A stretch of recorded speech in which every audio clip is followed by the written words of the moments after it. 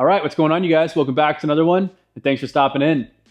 Today's video, unfortunately, will not be a parts install. I would have liked for it to have been, but my bike is not on the lift, and it's actually not even in my shop. It is at a shop. Harley Davidson has it for what I believe is the 5th major failure in their engineering. I promise this whole video is not going to be a rant about how I think that is the largest piece of shit vehicle I've ever owned, including all of my rigs in high school and my rebuilt title BMW that I purchased with major electrical issues, which is truly saying something. I really didn't even want to make a video until I got my bike back, but I haven't given you guys anything in 2 weeks now, and I don't want to make it 3. So I'm going to do my best to work with what I've got. I don't have anything to film for the Dyna, so I have had some really cool parts for the Road Glide show up. So I'm going to take some time, show you guys that stuff, talk about it real quick, and I'm going to tell you about what did fail this time. I know some of you guys like the rant, some of you don't. So I'm going to keep it brief. I thought it would be fun. I'm going to set a 1-minute timer on my phone, and I'm just going to go to town. 1 minute, I'm going to complain about everything that's failed on that bike, what I think about it, and I'm just going to lay into it for 1 minute, and then I'm going to stop because I don't want to just, So if you guys are ready for it, let's get rolling. All right, so real quick, I figured I'd take a second and share what I've been up to since I have not been able to film bike content. It's not much, but this whole area right here was full of crap and tools after having done the construction here in the shop, and I finally just cleaned it all up. I convinced myself that I should just leave it out since I'm going to continue building out the shop, and I will, but it's been months now, and I hadn't done it, and finally I just need to just get cleaned up. It looked terrible in the background of shots, and yeah, so got the dirt bike living there. Tour pack's underneath the boat. That is not its forever home. It's just there right now because I'm going to be getting it paint matched in the next week or two. I've had the paint for over a year now, and for some reason I just haven't done it. So I don't know if the girlfriend is going to ride on the back with us down to Arizona Bike Week, or if she'll just fly like she did last year. But if she does ride down with us, tour pack's gonna be on the back of the bike. I want it paint matched up. I want it looking good. So, rear bike stand. That's gonna come into play once we get my rear swing arm installed on the Road Glide. It's got jack spools in the back, so you can use the little bike stand there, jack it up. Cool race stuff. Easy to adjust your chain, so that's kind of cool. So, then we've got my blemished Lindell wheels. Many of you know the story on those. Some of you may not. I'll post a video right here. Basically, about 8 months ago, I received these from Lindell, and it took over 6 months for them to make them and get them to me. They lied to me. I have that in emails, proof. They told me that they were in finishing when they weren't. They told me that they were in chroming. They told me that they were done, and it still took weeks after that. So that was a fun experience, but when the wheels finally did show up, they were not satisfactory for me, having spent over $5,500. And so I reached out and said, hey, is this normal? Other people that I texted and sent pictures of these to said, yeah, that's what mine look like. Lindell said, hey, we'll make you a second set. No worries. They made me a new set, and I've been sitting on these ever since. Lindell never asked for them back, and I figure I'd offer them to you guys, see if anybody wants to buy them. Screaming deal, $2,500. That's the price of one wheel from Lindell. That's for both wheels and Metzler tires. They have 5,000 miles on them. I rode on them to Sturgis and around last summer local, and yeah, they're fine. They're balanced out perfect. The finish on them themselves is great. It's just underneath the chroming, there's that little bit of milling marks that you can see from them having not had the greatest quality control. So they weren't worth the $5,500 to me, but I think absolutely they'd be worth $2,500 to somebody. So if somebody wants them, reach out to me, offweekgarage@yahoo.com. I'm not trying to get rich. I'm not trying to screw anybody over. Just if I can get a little bit of money for my hardships and get somebody on a 6 set of wheels for cheap, I throw the money into the Dyna and everybody wins. So let me know.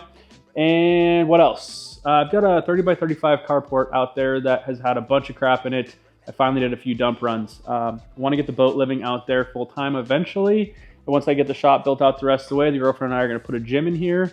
I've been ignoring my physical fitness for like the last 2 years now, which is pretty unlike me. But I've been really diving into trying to spend time making this YouTube thing happen, and on top of a full-time job in life. So yeah, I just want to make it as easy as possible to access some workout time, and so that's the plan with that. Girlfriend and I keep each other accountable, and we'll have plenty of room to park more bikes in here, work on cars, trucks in here, whatever, and maybe do some freaking donuts around this pole and whatnot. So yeah, and also I built a catio for our 2 cats. So I'll show you guys what that looks like in some future videos, maybe when it's done. Because actually, I feel pretty proud of that thing. It's pretty sweet. So let's get over to the workbench. I'm going to show you all of these parts, and I don't know if I'm going to show you the swing arm yet or not. I might just show you the box, because then you'll know who it's from, and then you can be left to wonder like what I did for a finish on it. But yeah, some cool stuff over there. Let's take a look. Okay, to start things off, let's talk about a part that I showed you guys last time, and that is my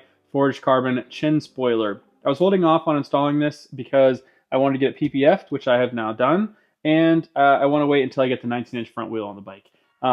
21 almost hits, and I actually think it might hit under certain circumstances because my black one looks like it's actually rubbed once or twice. So we're going to hold off on this guy for a bit. It is PPF now. It is ready to go on the bike once we get that 19-inch front wheel from Lindell. Here we have my new Sport Forged carbon front fender. This is actually from Somsung. You guys saw his windshield on my bike like a year ago. Many of you have heard of him. They're out of Thailand. He is one of 3 Thai brothers. We've got him, you got Camillo, and one other. But they're basically like Bullet Work, Somsung, Black 3 or Black 9, Black 6, whatever it is. They're all those, right? So yeah, beautiful forged carbon. The reason I did not go with the Carbon Visionary one is I don't like their style, their shorty race fender. I think this is much cooler. It has a really nice contour to it where you can see it sweeps out and around your forks there. And the forged carbon pattern matches all of the forged carbon pattern from Carbon Visionary, from Fatboy Designs. So all the forged carbon is going to match my bike, even though the brands are not the same. Really nice finish quality. It's 2x2 carbon twill on the inside with the forged overlay, just like everything else. So that's good there. Here we have a new to me intake. I've had my extreme heavy breather from Harley Davidson for almost 2 years now, and the main reason is because it is absolutely one of the best intakes you can purchase for these new bikes. It's the same exact style that they use in the King of the Baggers, the big elbow and then the big intake out the side, getting cooler temps, denser air. It makes the best numbers. It works well with a big bore kit.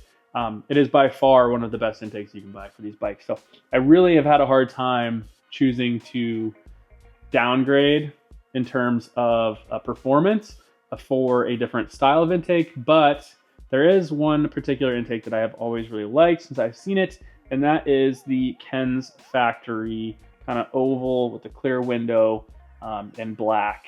So one fateful morning a couple weeks ago when I woke up and saw this for sale, used but basically new, on the 24 Road Glide forum on Facebook, I had to jump. So these are almost $700. Ended up picking this up for, I believe, $500 or $550. So yeah, really beautiful piece.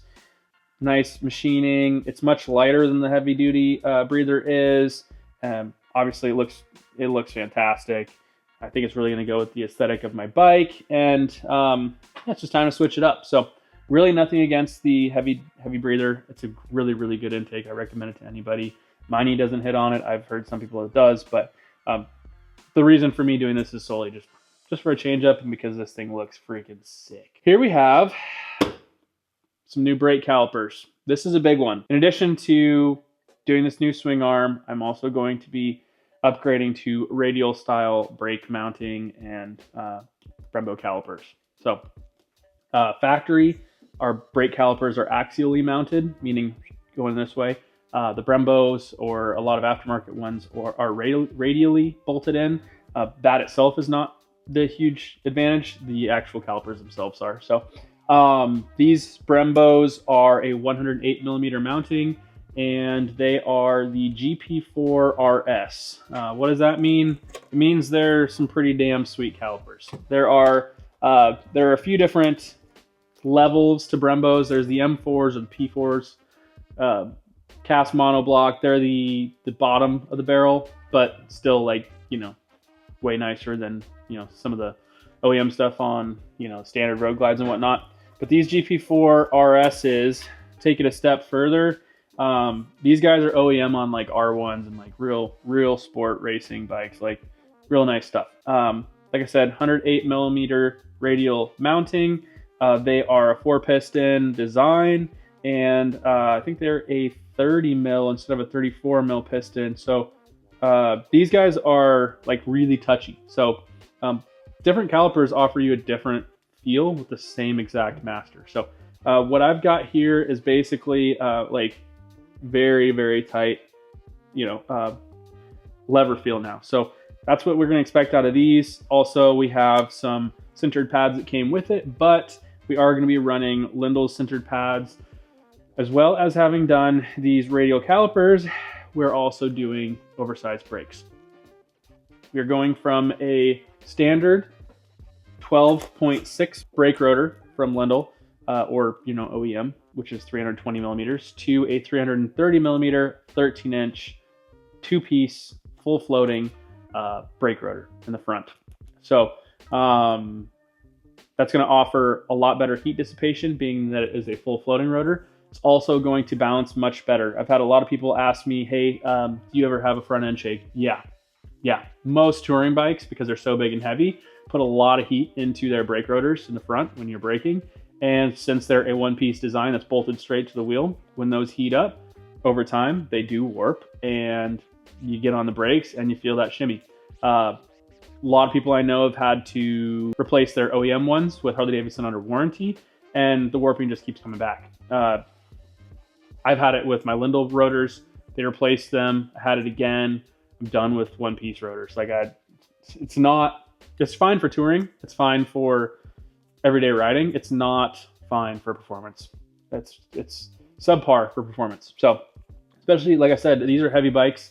It takes a lot more heat and friction to generate heat and braking. And with that, it's just, you're asking a lot of a 1-piece, just a steel rotor. So we're upgrading those, and we're waiting on those along with that 19-inch wheel. So we are officially going big brakes, big ball setup here. So very cool, very excited for this. Actually, it's funny, I had a guy comment on the last video and say, is it just me, or is this guy building his bike backwards? And I thought that was really funny and interesting all at once, because I guess to most people I am building my bike backwards. Most people, the first thing they do is like a bunch of engine work, and then they go, oh wow, I need brakes, and then oh wow, now I'm breaking a belt, so now I need to switch to a chain, and blah blah blah, right?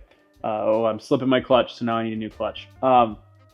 So yeah, I guess I am building my bike backwards, because I'm more concerned about suspension work and brake work and nice wheels and good tires and a comfortable seat and good riding positioning and foot controls. I'm interested in more of that than I am about making just a lot of horsepower and whatnot. So if that's me building my bike backwards, sure. I think that's how it should be. I think you should build the bike up to be able to perform at its best. I would rather ride a slow bike fast than a fast bike slow. So that's just me. Not pointing any fingers. I'm not talking crap. I'm just saying that is my personal opinion. And with that, here's my new swing arm.